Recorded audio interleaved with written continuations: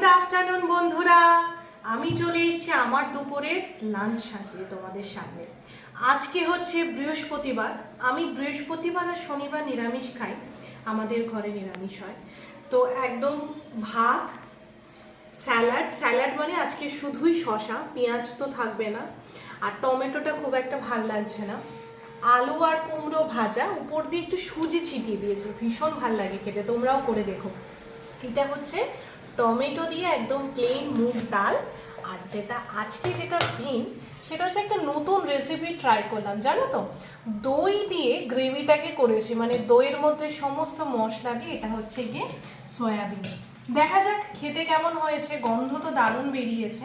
তো যাই হোক, আমি তো সাজিয়ে বসে পড়েছি এখন, মানে প্রচণ্ড মানে খিদেও পেয়ে গেছে। তো যাই হোক, আর দই রয়েছে, দইটা পরে খাবো। তোমরা প্রত্যেকে এই প্রচণ্ড গরমে কে কেমন আছো আমাকে কমেন্ট করে অবশ্যই জানিও। আর অবশ্যই আবারও বলবো, জল, শসা, দই জাতীয় খাবার বেশি করে খাও। টাটা।